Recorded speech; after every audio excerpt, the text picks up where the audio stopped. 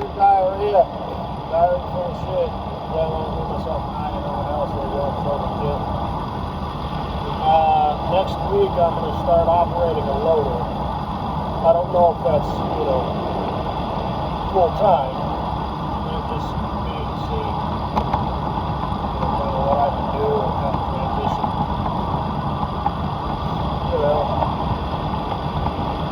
I just wanted to share that. Kind of brought it up, started talking to my current boss. My current boss knows my old boss. What are the odds of that? He knows the company, that I used to work for, so that's a good thing. Sound like Forrest Gump. Like I said, shit kind of works out for me a lot in life, so I'm probably going to be dead in like 10 years from cancer or something bad will happen.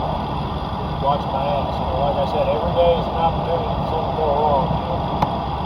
If something will go bad wrong, I'll be accused of a crime I didn't commit or some shit. Watch my P's and Q's,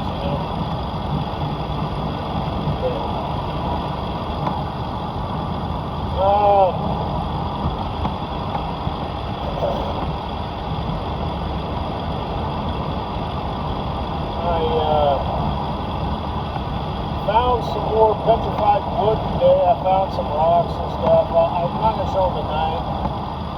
The thing is, where I work, everybody has found a lot of petrified wood. Everybody's found petrified wood except for my coworker dude, on the ground.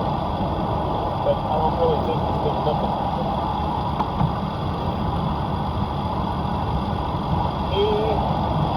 The guy who used to be my boss and kind of did other things, and now is pretty much mostly full-time on the cone, but he does other things every now and then. But my actual boss, when he's not doing other things, he likes to come and stop by. And sometimes that's kind of a pain in the ass, because when there's 4 people, it's like there's nothing to do with it. So you got to find something to do. So scraping dirt, off the cross beams, of stackers and shit, which is stuff that, needs to be done. Well, that doesn't really need to be done. It looks better, a clean work environment. Everybody, feels more productive. That's like been proven. Keep things clean, so if you do have to work on it, you don't have to dig your way, to some part. So, anyway, it is what it is. But,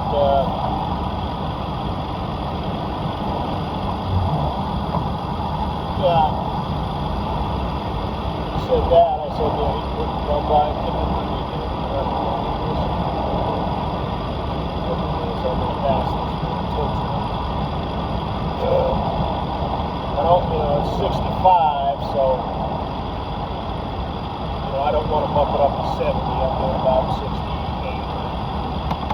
The car behind me starts saying, "Fucking asshole!"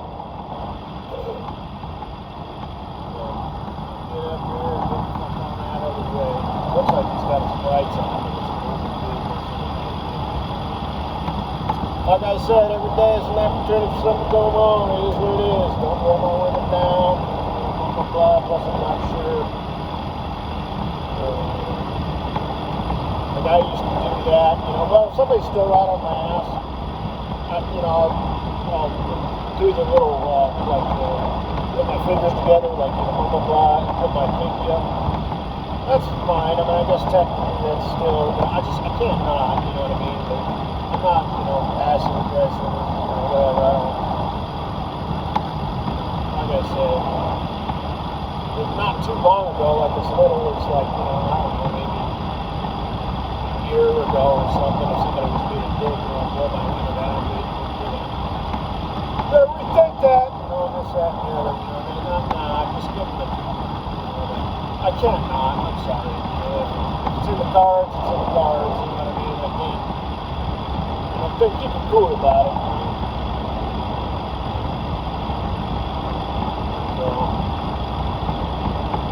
So, and that's it. plate check them, don't do nothing crazy about that. You know, just hold my pinky up, they'll get it.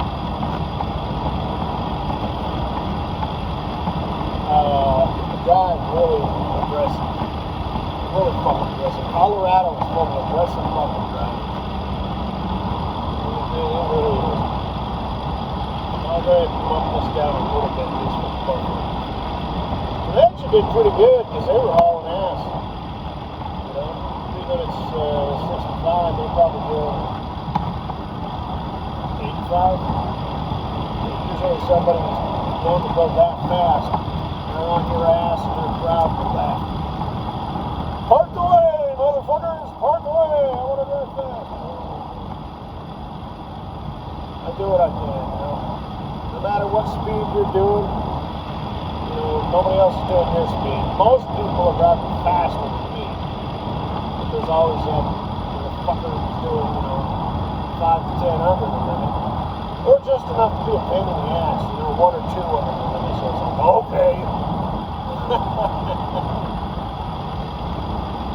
Oh, and in Chicago, holy shit, I remember driving a truck up there. Woo, Katie Boo. I remember thinking, like, wow, these people are going to cause an accident. They drive aggressive as hell in Chicago. Not so much in the rest of Illinois. Man, they're putting something in the water up there in Chicago. People are fucking crazy. Worst drivers I've ever seen are in Georgia. I mean, you have to eventually, like, force your way over to get people to, you know, slow down and let you change lanes, you know, like if your lane is ending. And it's not like you weren't paying attention or anything, it's just, god damn, Georgia, fucking people, man. Tennessee is pretty bad. Everybody, you know, it's kind of like Clownville, everybody's bumper to bumper. Like, you could have 5 cars driving down the road, they'll just be bumper to bumper. It's just like nobody's passing anybody. That was the thing I would see a lot. California, I never had problems in California because the speed limit's 55 for trucks everywhere. So everybody would do 60. And you could, outside would do like 58. You couldn't do that now. You know, the cops have no problem with that. But you're supposed to stay in the right lane. In some instances, there's a sign that says truck's okay, you know, center lane, middle lane, whatever. But everybody knows the game. You know, so if people come around the roundabouts and whatnot, there's a lot of cloverleaf roundabouts in California. You know, so when the cars come around, you know, they're only doing like 25, 30 miles an hour. But they get it. They know the trucks, you know, they're supposed to be there. I can only speak for myself. I've never driven in a car in California, but you know, the game will change, obviously. But, you know, yeah, no problems. Anyway, let's see. Ohio was pretty aggressive, like when you would get near the cities. So Cincinnati, whatever else, I don't know. That's all I heard.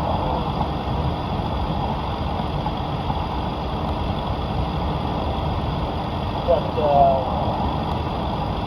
didn't do much East Coast.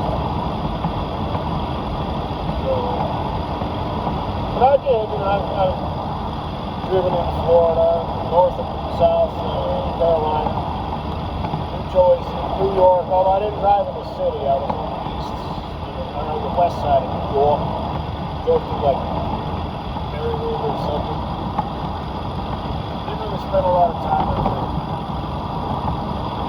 But, yeah, driving in a car, like I said, there's 2 things. Number 1, most of my driving I'm used to doing in a truck, so I'm used to sitting up higher. You know, if I'm driving along those feet, you know, like I did for other company and other companies in the past, you know, I'm used to looking out over that hood, that big trailer behind me, you know, and it's just my point of view. I'm used to driving in a truck, and then when I get in the car on the weekends and driving traffic, like I'm having to take my aunt and my grandma somewhere back when they were still kicking. You know, it's like, shit! Traffic is smothering me, man!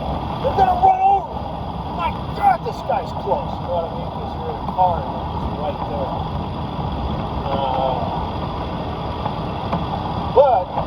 good thing is, like if there was a spot, it's like I'm taking it. I didn't drive aggressive, but I wouldn't hesitate. You know what I mean? It's like, okay, here we go. Here's my shot. Get up to speed. Go. You know what I mean? So that's kind of nice. I get to drive like one of you fucks now. Only not like one of you fucks. You dumb fucking pieces of shit. But I can mingle with you fuckers. I can dance with you pieces of shit. Y'all still stupid pieces of shit. But I can manage. I can deal with it. Because I'm in a car that'll do the same shit that yours will. But anyway, oh sweet, sweet King Boo. He's still on for Christmas. Good night, baby girl. That's what I'll say to you, before we turn in. And then I'll say, hopefully this baby girl sleeps through the night. If we have a daughter, Great check now, someone's coming out. Maybe. Up a little bit, or not. Yeah, man, that's all good. So I had to slow down a little bit.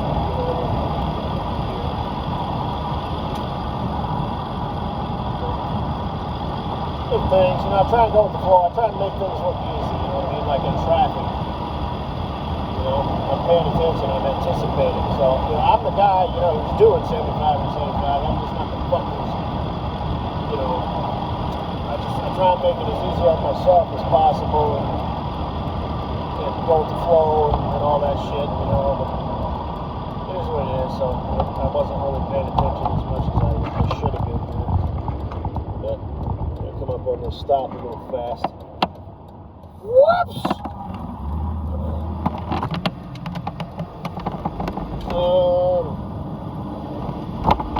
But anyway, because she'll be such a wonderful wife and mother, if she starts to make a fuckus or ruckus. You'll get up and take her to another room, rock her, do whatever, pump to her, pat her back, stroke her, head her, head, back, whatever. Well, Papa Bear sleeps, he's got to get him to go to work. That's what Papa Bear does, and Mama Bear stays home and raises the kids. Generally speaking, you stay home. So, that's, because you'll be such a wonderful wife and mother. So, in her baby bed, not her dog bed, her baby bed. So, she will have to, go through she'll have to sleep in her own room, otherwise, the babies can't talk, but they're not babies. So, she'll have to learn to, be alone in a room by herself, with her thoughts, or his thoughts. If it's little Ollie, my friends over here, Ollie, or if it's a daughter, whatever you want to name it. But if it's a boy, his name is going to be Ollie. Because that's just what's up. You know the story behind that, right? Well, I'll tell you later. But, if you don't know. But, yeah, so, we'll have the baby monitor, and all that. I'm gonna go over and troll. That was a complete and utter fucking bullshit. But, it's fun to think about, isn't it? Yeah, fan. Christmas postcards, everybody's dressed the same. We'll dress up Cindy, like Santa Claus, we'll get a little happy. Oh, shit. But, yeah, Cindy will take to her, no doubt. Cindy seems like a very gentle dog. It seems like I have, one of those baby meets dog videos in an ASMR or cute shit or funny shit or whatever. And I think it was actually Shit Tisser